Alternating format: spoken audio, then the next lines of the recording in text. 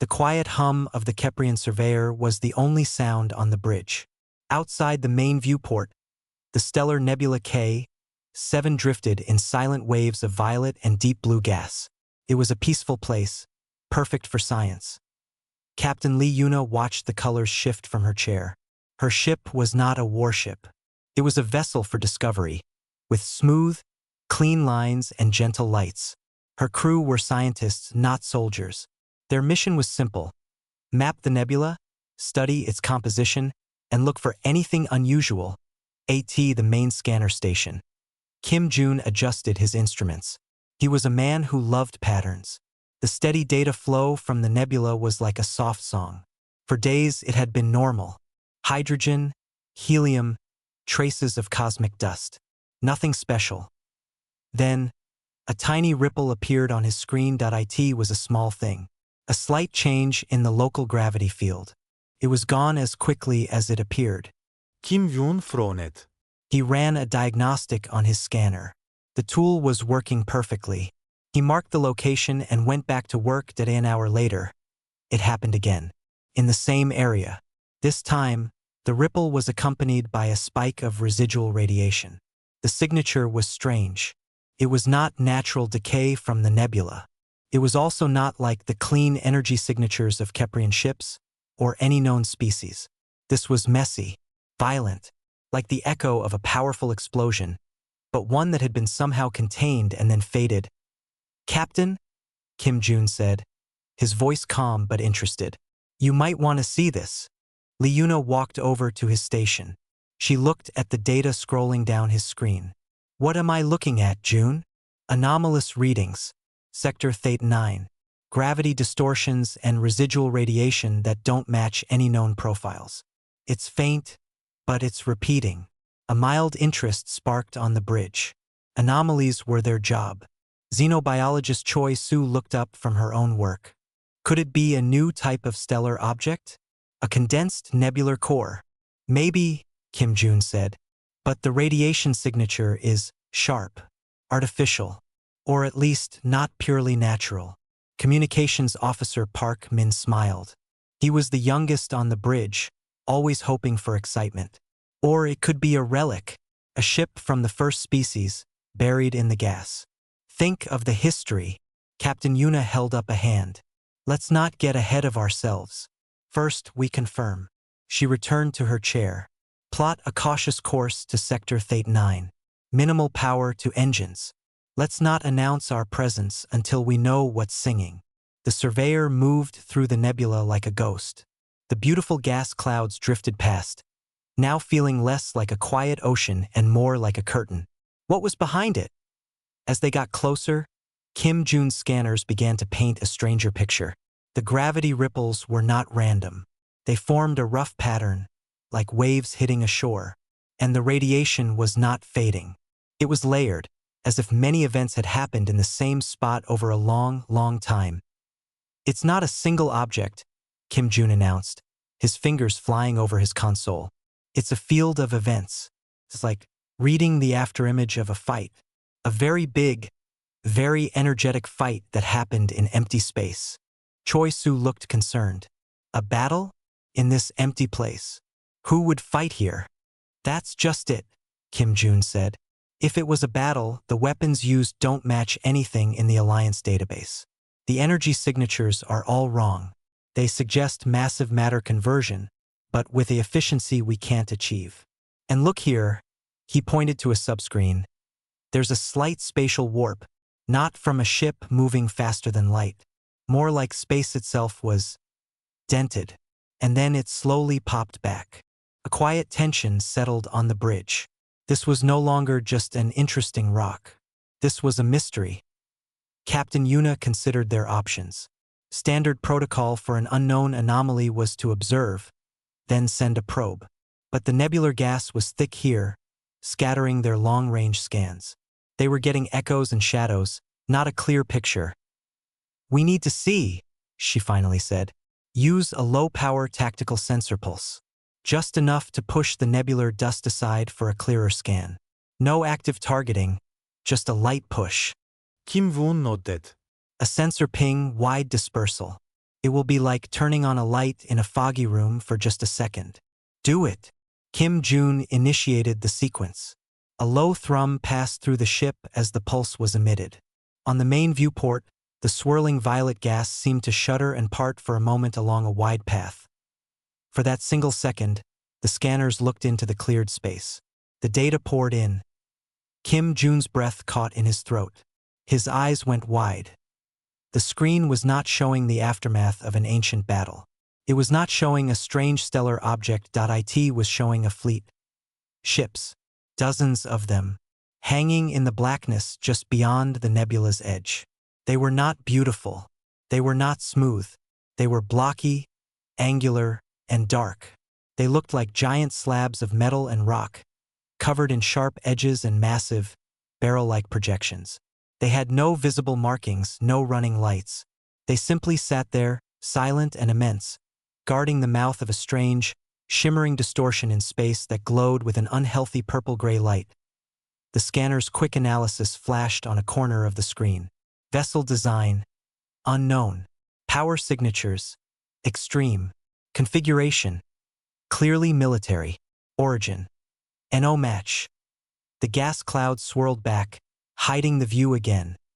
The bridge of the Keprian surveyor was utterly silent. The peaceful hum of the ship now felt loud in their ears. Park Min was the first to speak. His voice a whisper filled with awe and fear. First contact.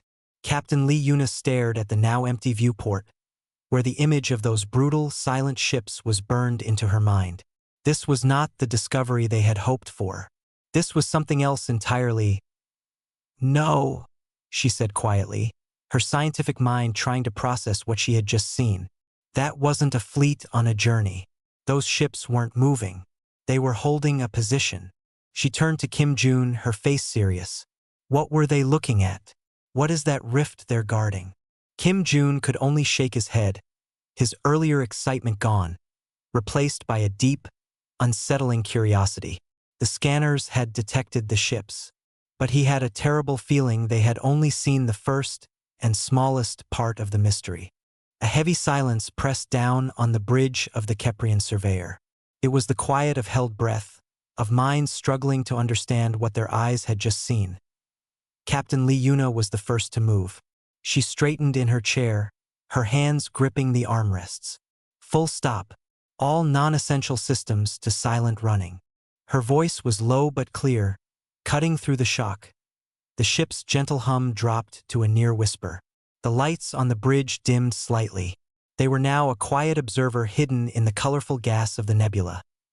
Kim Jun's hands flew over his scanner controls. His heart was beating fast, but his training took over. Confirming initial scan data.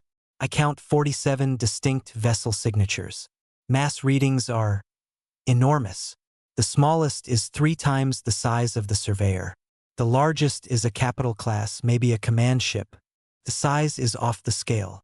Choi Su, the biologist, leaned forward. Life signs? Can you tell if they are crude? Kim Jun adjusted his sensors, focusing on passive scans only. Active scans would be like shining a flashlight at the fleet. Reading minimal biosigns. Very faint, very few. For ships that size, the crew complement should be in the hundreds, maybe thousands. I'm reading dozens at most. It's strange. Park Min, at the communication station, had pulled up the first contact protocols.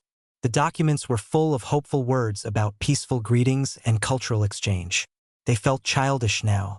Captain, the protocols suggest a wideband, low-power hail on common frequencies. A message of peace and introduction. Captain Yuna did not look away from the main viewport, as if she could still see the dark shapes through the gas. And if they are not peaceful, Park? Those are not exploration ships. They are warships. We saw no ornament, no artistry. Only weapons and armor. But we do not know their purpose, Choi Su said softly. They are not moving. They are just there, guarding that strange light. Perhaps it is a scientific mission, like ours. Kim Jun let out a short, tense breath. With all due respect, Choi, their science involves enough firepower to turn a small moon to dust. Look at this. He sent a data readout to the main screen. It was a simplified schematic of one of the smaller ships. Their energy output is colossal, but it's not focused on engines or shields facing outward. Most of their power is being directed inward, toward that spatial rift. Their strongest shield generators are forming a barrier around it, not around themselves. That made the bridge go quiet again. A fleet pointing its guns and shields at a hole in space. What about the rift itself? Yuna asked. I can't get a clear scan through the nebula and their energy fields, Kim Jun admitted. It's emitting low-level gravitational waves and that unusual purple-gray radiation. It's not a natural phenomenon. Its energy signature is chaotic, but contained, like a pot with a lid on it, boiling over. The analogy hung in the air. Something was trapped, and the fleet was the lid. Perhaps they built it, Park Min suggested. A gateway? Or a power source? Or perhaps they are containing it, Yuna said, voicing the fear they all felt. She made a decision. We need a better look. We cannot make contact based on a 1-second scan. Kim Jun, prepare a stealth probe. The smallest we have. Program it to drift through the nebula's densest patches. Use its passive cameras and sensors only. I want to see their faces if they have any. I want to see that rift. It took an hour to prepare and launch the probe. It was a tiny thing, little more than a camera and a sensor pack inside a non-reflective shell. It slipped out of the surveyor's bay and vanished into the swirling violet clouds, moving with tiny, cold gas thrusters on the bridge. A new screen lit up, showing the probe's slow, quiet view. Nebula gas flowed past like silent water. The tension was a physical thing. They were now actively spying on a potentially hostile force. After 30 long minutes, the probe neared the edge of the nebula. The gas began to thin. The first dark edges of the human warships appeared on the screen, blurred at first, then coming into sharp focus. The crew watched, mesmerized and horrified. The ships were even more brutal up close. The camera passed near one of the medium-sized vessels. Its hull was not smooth metal. It was a patchwork of thick armored plates, welded and bolted over older, scarred surfaces. Great black lines, like burns, scored its side. One of its large weapon turrets was clearly a different color from the rest of the ship, as if it had been replaced in a hurry, using whatever was available. There were no names, no symbols, no flags. Only numbers stenciled in faded white paint near a sensor array. 771B. It looks wounded, Choi Su whispered, and tired. The probe moved further, giving them a view of the fleet's formation. The ships were arranged in a precise, layered sphere around the rift. The largest ship sat at the very back, a silent commander. The rift itself was now visible. It was not a clean circle. It was a jagged tear in the starfield, as if space had been ripped open. The purple-gray light pulsed from within, like a slow, sick heartbeat. Around its edges, space seemed to twist and blur. The human ship's shield generators were visibly active, creating a shimmering dome of energy that sealed the tear shut. Then the probe's camera, on high magnification, focused on the hull of the flagship. Near what looked like a main viewing deck, there was a viewport. Through the thick glass, they could just make out a figure. It was humanoid. It stood still, looking out not at the nebula, but at the pulsing rift.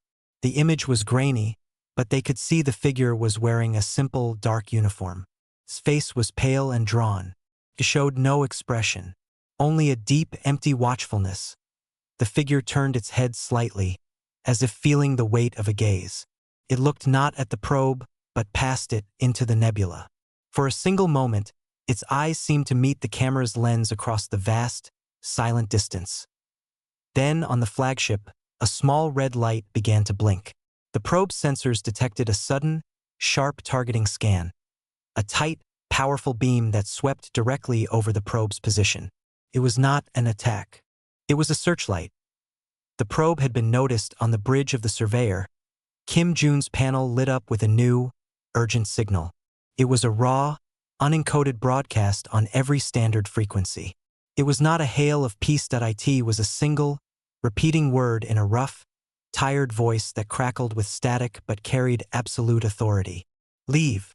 The word hung in the air of the bridge, sharp and final. Leave.it was not a request. It was an order. The voice that delivered it was heavy with a fatigue that seemed to stretch for centuries. For a long moment, no one on the surveyor moved. Captain Lee Yuna stared at the communication panel as if the speaker might appear there. Park Min's hand was frozen over the controls for the first contact greeting he had prepared. The hopeful script was now just useless words on a screen. Kim Jun was the first to react. The probe is intact. They scanned it but did not fire. The signal is directed on a wide broadcast, not a tight beam to us. They know we are in the nebula, but they might not know our exact location. Yuna found her voice. Pull the probe back. Slow and quiet. Do not give them a trail to follow. She then turned to Park Min. Do not respond. Not yet. Captain, Park Min said, his young face confused. The protocol states we must identify ourselves and declare peaceful intentions. This is a misunderstanding. We are not a threat. Look at them, Min, Choi Su said gently, her eyes still on the main screen showing the grainy image of the tired figure on the flagship. Do they look like they want to talk? They are standing guard over a wound in the universe. The first word they choose is leave. This is not a diplomatic mission. Yuna agreed. This was a perimeter. They had crossed a line they never knew existed. Kim Jun, I need to understand what we are looking at. You said their power was focused inward. I need to know what is inside that rift. Use the probe's final moments. Retask all its sensors. I don't want pictures of their hulls. I want a deep scan of the spatial anomaly itself. A full spectral and gravitational analysis. Then destroy the probe's data core. Leave no breadcrumbs. It was a risky move. An active, deep scan would be a bright flare on the human fleet's sensors. But they needed to know. Kim Jun nodded, his face set. His fingers moved with quick precision. On his monitor, he rerouted every bit of the small probe's power to its main scanner array, aiming it directly at the pulsing, jagged tear in space. He sent the execute command. For 3 seconds, the probe became the most interesting object in the nebula. A concentrated beam of sensor energy lanced out from its tiny frame, striking the surface of the unstable rift. It was like pinging a deep, dark well with a sonar click. The data that came back was not a clear image. It was a torrent of raw, chaotic information. The probe's systems, overwhelmed, began to fry. But not before they sent one last, massive packet of information back to the surveyor. On Kim Jun's screen, numbers and graphs spiraled wildly. Then, the ship's advanced computer, designed to translate complex cosmic data into understandable forms, began to process the scan. It sought patterns, meanings, comparisons. What it produced was not a diagram or a photograph. It was a conceptual translation. The main viewer shifted. The image of the fleet was replaced by a flood of sensory data, translated directly into their minds by the visual screen. It was overwhelming. They did not see a monster. They felt a presence. First, a chilling silence, but not an absence of sound. It was a silence that ate sound, a void where the cosmic background hum of the universe ceased to exist. Then, a cold that had nothing to do with temperature. It was the cold of absolute emptiness, of a place where energy and matter were not just absent, but impossible. Woven through it was a single, relentless purpose, simple and vast: consumption. Not for food, not for energy, but for the annihilation of existence itself. It was the opposite of creation. Accompanying this flood of feeling were flashes of translated data, like terrible memories from a machine. A star, not exploding, but unwinding, its light sucking back into its core, then the core itself dissolving into a spreading blot of nothing. A world of crystalline forests and gentle, floating beings, touched by the edge of the purple-gray light. The world didn't shatter, simply ceased, as if it had never been. A scale of time, showing the spread of this phenomenon across a sector of space. It was slow, patient, and utterly unstoppable. The computer labeled the entity, pulling a name from the foundational terror it inspired in any conscious mind: the absence. And the final, most horrifying piece of data: a measurement. The rift was an opening, puncture, and on the other side, pressing against the fragile barrier of shields and human will, was not a fleet of enemies. It was the leading edge of the absence itself. A vast, limitless hunger, waiting to seep through. The transmission ended. The probe's signal died. The main screen went dark on the bridge of the Keprian surveyor. There was no sound. Choi Su was crying, silent tears streaming down her face. She had felt the death of a biosphere as a personal, physical pain. Park Min was pale, his hand clutching the edge of his console. His dreams of friendly first contact were ashes. Kim Jun felt sick. His scanners, his wonderful tools of discovery, had just shown him the end of all things. The numbers and graphs now told a story of extinction. Captain Lee Yuna sat perfectly still. The conceptual horror had not just terrified her. It had rewritten her understanding of the universe. There were not just stars and planets and other civilizations. There was this, a silent cancer in the darkness. And humanity was not a new neighbor. They were not explorers or conquerors. They were surgeons, standing at the edge of a cosmic infection with knives of steel and fire, trying to cut it out. Their battered ships, their tired faces, their single word of warning. It all made a terrible, awful sense. The peaceful hum of her own ship now felt like a fragile illusion. Every star they had ever mapped, every world in the Kepri Alliance, existed only because somewhere, in some forgotten darkness, a fleet like this one was holding the line. The communication panel lit up again. The same tired voice broke the silence, this time with more urgency. The single word was replaced by a full message. Unidentified vessel in the nebula. This is Commander Kim Suk of the Terran Sentinel Fleet. You have performed a provocation. You have alerted it. Withdraw immediately. This is your only warning. The message repeated. It was not angry. It was desperate. Yuna looked at her crew. She saw their terror, their confusion. She took a deep breath, forcing the captain's mask back over her own dread. They had looked into the abyss. Now they had to speak to the wall holding it back. Park Min, she said, her voice hoarse but steady. Open a channel. Tight beam to that flagship. It is time to talk. Park Min's hands trembled as he worked the console. The standard first contact protocols were a jumble of welcoming music and peaceful images. He deleted it all. This would be simple. Raw audio, direct and clear. Channel open, Captain. Tight beam as you ordered. They will know exactly where we are now. Captain Lee Yuna nodded. She took a moment to compose herself. She was not speaking to a new friend. She was speaking to a soldier on a wall she never knew existed. This is Captain Lee Yuna of the Keprian Surveyor, vessel of the Kepri Alliance. We are a civilian science ship. We mean you no harm. Our actions were born of curiosity, not aggression. Please, we seek only to understand. She released the transmit button. The silence that followed was heavier than the vacuum outside. The only sound was the faint, frightened breathing of her crew. Then, the speaker crackled. The same weary voice, Commander Kim Suk, responded. There was no greeting. Your curiosity is a weapon you do not know how to hold, Captain Lee. Your scan was a pinprick on a dam. You have drawn its attention. You must leave this area. Now. Yuna leaned forward. Commander, we have seen something. Our scanners translated data. We felt what is on the other side of that rift.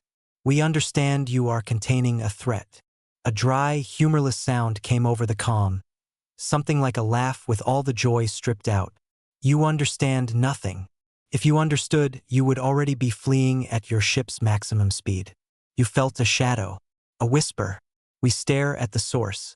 There is no time for this. Withdraw. Park Min looked at Yuna, pleading silently. They should go. The fear in the human's voice was real. But Choi Su, her face still wet with tears, spoke up softly. Ask him what it is. Yuna pressed the button again. We are peaceful, Commander. Our entire civilization is built on knowledge. We cannot simply turn away from a truth of this magnitude. What is the absence? There was a long pause. When Kim Suk spoke again, his voice was different. It was quieter, as if he had moved closer to his microphone, or maybe further from his crew. "A truth," he said, the words sounding strange in his mouth.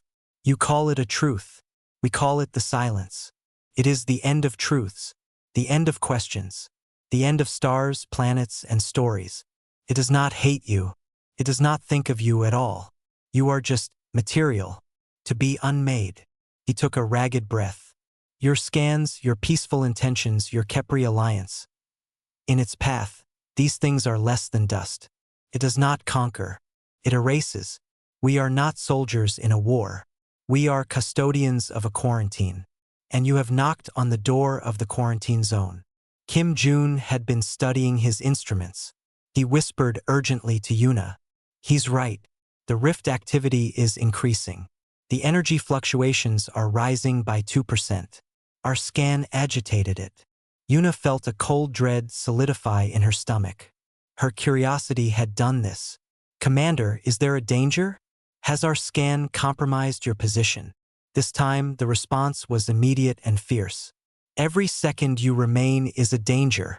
Your ship's engine signature, your life signs, your active communications, they are like a beacon. It senses the vibration of reality that life creates. It will push toward the source. You are not just in danger. You are creating danger.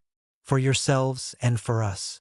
The reality of the situation crashed down on Yuna. This was not a meeting. It was an intrusion. They were children who had wandered onto a live firing range. "We will leave," Yuna transmitted, her voice firm with new decision. "We will withdraw immediately and silence our engines. But please, why? Why do you do this? Why do you stand guard here alone?" For a moment, she thought the connection had been cut. The silence stretched. Then, Kim Suk's voice returned, softer than ever, filled with a sadness so deep it was like its own kind of void. "Why?" he repeated. "Because someone must. Because we were the first it found on its current path. Because we learned too late for our own colonies how to fight it. Not to win. To hold." There was a sound like a hand running over a tired face. "Your peace is the reason. Your curiosity is the reason. Your Kepri alliance and its science ships are the reason. We fight so that words like peace and curiosity still have meaning somewhere. Now, for the last time, leave. And never come back." The transmission ended with a final click. The bridge was silent, but it was a different silence now. The primal terror of the absence was still there, but over it was a new, staggering weight. A crushing, lonely responsibility that was not theirs, but had been shown to them. "Helm," Yuna said, her voice barely above a whisper. "Plot a course out of the nebula. Use minimal thrust. Power down everything but life support and passive navigation. We become ghosts." As the ship began to turn, a new alarm blared on Kim Jun's panel. A sharp, urgent sound. "Captain! The rift! Energy spike! The human ships! They're moving!" On the main viewer, they could see it via the last passive feeds. The human fleet, which had hung so still for so long, was now a hive of silent activity. Ships shifted position with smooth, terrifying precision. The giant shield dome brightened, its energy crackling with new intensity. The larger weapons on the battleships began to glow with a baleful blue light, not aiming out into space, but angling inward, toward the now violently pulsing tear in reality. They were not preparing to attack the surveyor. They were bracing for an attack from the other side. Commander Kim Suk's final, desperate warning echoed in Yuna's mind. "You have drawn its attention." They had poked the dark, and the dark was pushing back. And the humans, without a single word of blame, were moving to stand in its way. The quiet retreat was over. On the main viewer, the human fleet moved with a purpose that was terrible to watch. It was not the chaotic scramble of battle. It was a grim, practice dance. Captain Lee Yuna forgot her own order to be silent. "Full stop. Hold position. Do not fire our engines. Kim Jun, I need to see. Give me every passive sensor you have." "Captain, we should go." Park Min's voice was tight with panic. "And blind ourselves?" Yuna snapped, her eyes fixed on the screen. "If that thing breaks through, we need to know what we are running from. Watch and learn." Kim Jun nodded, his face pale but focused. He routed all power to the passive scanners and external cameras. The images were fuzzy, seen through the nebula's gas, but they were clear enough. The jagged rift in space was no longer pulsing gently. It was convulsing. The purple-gray light flashed like sick lightning. Around its edges, reality itself seemed to fray, like fabric tearing under a great strain. The human ships had formed a perfect, layered sphere around it. The largest vessel, Commander Kim Suk's flagship, hung at the very back, a dark command post. From it, silent signals directed the others. Smaller, faster ships darted into new positions. The giant weapon turrets on the battleships glowed brighter, a deep, angry blue. "What are they shooting at?" Choi Su whispered. "There's nothing there." As she spoke, the rift tore open a little wider. It did not release ships or monsters. It released a wave of nothing. It was not darkness. Darkness is a thing. This was the opposite of a thing. It was a hole in the visual field, a blotch of non-existence that drank the light from the stars behind it. It spread out from the rift like an ink stain in water. The human shields, forming the dome, screamed with energy as the wave of nothingness hit them. Where it touched, the shield light didn't just dim. It was eaten, sucked into the void. The scanners showed the shield integrity dropping in the impacted sectors. "It consumes energy," Kim Jun reported, his voice shaking. "It's not an attack. It's an erasure." Then the human fleet responded. They did not scream battle cries. There was no sound in the vacuum. Their response was a silent ballet of destruction. The large battleships fired, but their massive energy cannons did not fire bolts or beams. They fired concentrated packets of something else, a violent, white-hot reality. Kim Jun's scanner stammered, trying to classify it. It was like raw creation, a counter to the unraveling void. The shots lanced into the spreading blotch of nothingness. Where they struck, the void recoiled. For a moment, space snapped back into place, stars twinkling again before the stain swallowed them once more. It was like using a welding torch to seal a tear in metal, but the metal was the universe itself. But the stain was spreading in too many places. A tendril of the void slipped between the overlapping shield arcs, reaching for one of the smaller human cruisers. The cruiser tried to turn, to bring its own guns to bear. It was too slow. The tendril touched its hull. The effect was instantaneous and silent. A quarter of the ship, a section holding engine manifolds, simply vanished. Not exploded, not melted, gone, as if it had never been built. The remaining part of the ship spun, dead and dark, leaking atmosphere that froze into glittering dust. "Gods," Park Min breathed, his hand over his mouth. The crew of the Surveyor watched, paralyzed. This was not a war. It was pest control on a cosmic scale. And the pest was the end of everything. Then, something changed. The spinning wreck of the crippled cruiser used its last bit of power. Its thrusters fired, not to escape, but to turn. It pointed its broken nose toward the tendril of void that had killed it. A final, brief signal flashed from the dying ship to the flagship. An acknowledgement. The cruiser's core reactor, deep in its heart, went critical. Not by accident. By design. A new star bloomed in the darkness. A furious, white sphere of plasma and force expanded where the ship had been. It was a star that lived for only a second. But in that second, it filled the void with pure, violent existence. The tendril of the absence was vaporized. The rift itself seemed to flinch, the tear pulling back slightly. The shields of the other ships flared, absorbing the shockwave from their sister's death. They held on the bridge of the Surveyor. No one could speak. The sacrifice was too enormous, too cold, too routine. There had been no dramatic last stand. No final message. Just a turn, a flash, and a job done. The human fleet did not pause. They did not mourn. The hole in their formation was filled by another ship sliding into place. The shields readjusted. The guns kept firing their packets of corrective reality, hammering the void back, stitch by painful stitch, toward the rift. The silent, desperate struggle continued. Another ship, a mid-sized destroyer, took a glancing blow from a new void tendril. A section of its armor was erased. It vented gas and pulled back, but it kept firing. Captain Yuna finally found her voice. It was raw. "They are not fighting to win," she said, understanding dawning with horrific clarity. "They are fighting to maintain, to keep the hole plugged." That explosion, it wasn't a weapon of last resort. It is a standard tactic. They use their own ships as bandages. Choi Su was crying again, silently. She was not crying from fear now, but from a grief so vast it had no name. She was mourning brave men and women she would never know, who died without a sound to keep a horror she never imagined from her door. Kim Jun looked at his scanner data, the numbers telling the story of energy expended, of matter erased, of lives spent.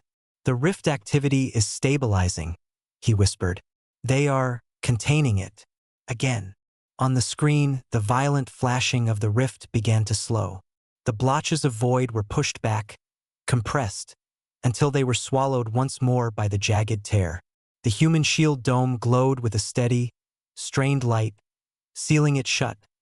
The guns fell silent. The fleet held its position. The only evidence of the battle was the missing cruiser and the scarred destroyer limping to a new post. The silence returned. But it was a different silence than before. It was a silence purchased with a ship and its crew. A single tight beam transmission arrived from the human flagship. Commander Kim Suk's voice was beyond tired now. It was hollow. "You are still here. You watched. Now you have seen the duty. Is your curiosity satisfied, Captain Lee? Leave. And remember, the quiet of space is not empty. It is earned." This time, Captain Yuna did not hesitate. She did not ask another question. Her face was a mask of stone, hiding the storm of awe and shame inside. "Helm," she said, her voice flat and final. "Take us home. Maximum safe speed. Do not look back." The Keprian surveyor turned its smooth, clean hull away from the scarred sentinels and the silent rift. It moved back into the peaceful nebula, leaving the terrible truth behind. But they could not unsee it. The universe was now, and forever, a darker and more sacred place. The journey out of the nebula was a funeral procession without a body. No one on the bridge of the Keprian surveyor spoke. The usual soft sounds of the ship, the beep of consoles, the whisper of air circulators, felt like a rude noise in a sacred temple. They had witnessed a sacrament of sacrifice, and it had left them unclean. Captain Lee Yuna sat in her chair, not as a commander now, but as a witness trying to file a report for a crime she could not describe. Her eyes were dry, but they ached. Every time she blinked, she saw the silent, white flash of the human cruiser's death. Kim Jun stared at his scanner screens, now showing only the peaceful, boring data of nebular gas. The numbers that had once excited him were now lies. They told a story of a quiet universe. He knew the truth. The most important data in the galaxy was back there, in the strange shield harmonics and the calculated yield of a self-destructing reactor. Data he would never be allowed to study.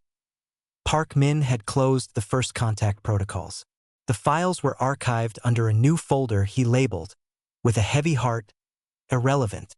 His dream was ashes. First contact was not about sharing music or art.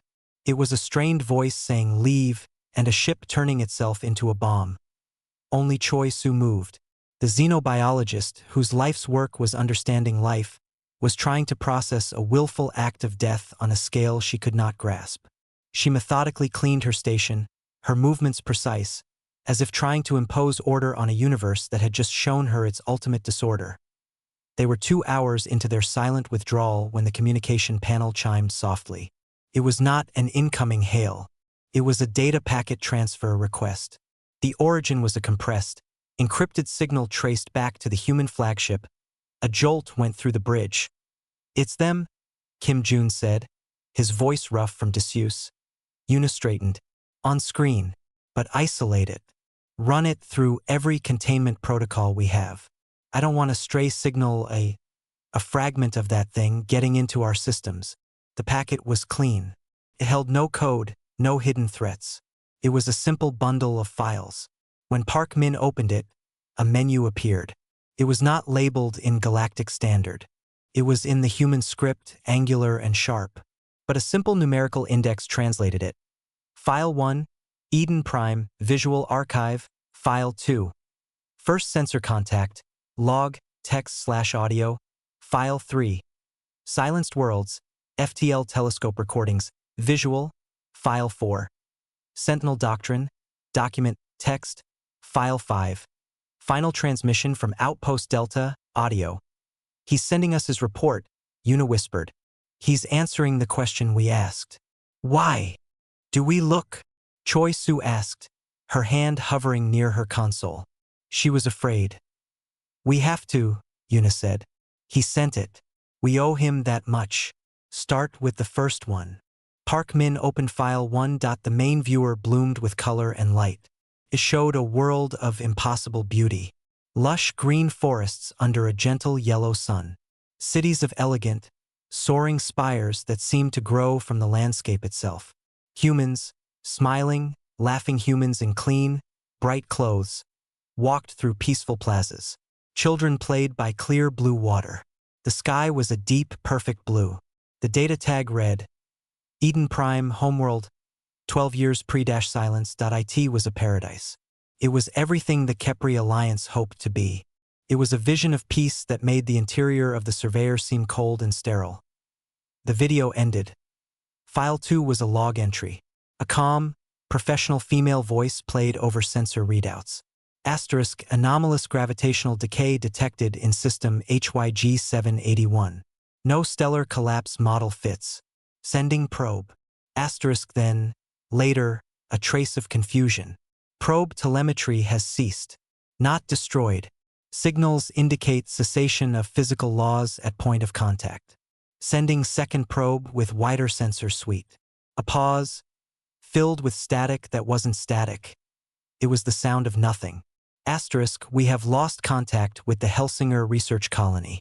System HYG 781 is not there. Recommend immediate classification and mobilization. Asterisk File 3 was the hardest to watch. It was a series of faster-than-light telescope feeds, showing star systems from a great distance. In each one, the same process. The star would begin to dim, not by burning out, but as if being drained. Then the planets would vanish, one by one, not with explosions, but by winking out of existence. The final frame of each recording was always the same. An empty patch of black, with not even the distant background stars visible. It had erased its own footprint. File 4 was a dry, tactical document titled Sentinel Doctrine. One line was highlighted, as if for their benefit. Primary objective, containment. Victory is defined as the continued existence of reality beyond the perimeter. All other considerations, diplomatic, economic, moral, are secondary. The Sentinel fleet is the wall. The wall does not negotiate. The wall only holds. Finally, Una nodded to open File 5. The audio was poor, filled with panic and the scream of tearing metal. A young man's voice, cracking with fear, shouted over alarms. It's inside the dome. The shields do nothing. It's just unmaking the city. Please, is anyone? The sound cut into a horrible, rising hum, a negative sound that was the opposite of noise. Then absolute silence for 3 full seconds. A final, automated voice stated, Outpost Delta has fallen. Signal lost. For 0.2 million souls, silent. The data packet ended. The screen went dark.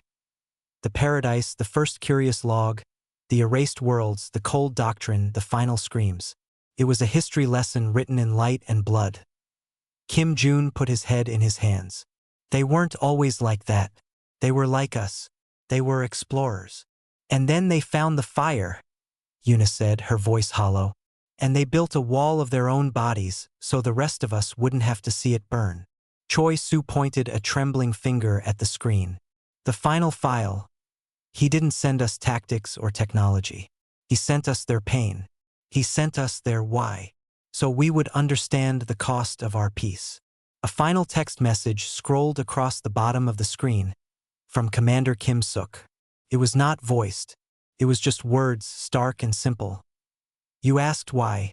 This is why. We fight so your first contact can be with someone else. We fight so your scientists can study nebulas in safety. We fight so words like peace and curiosity are not memories. Do not make our sacrifice a secret. Make it worthless. Protect your peace. Forget we exist. There is no greater service you can do for us.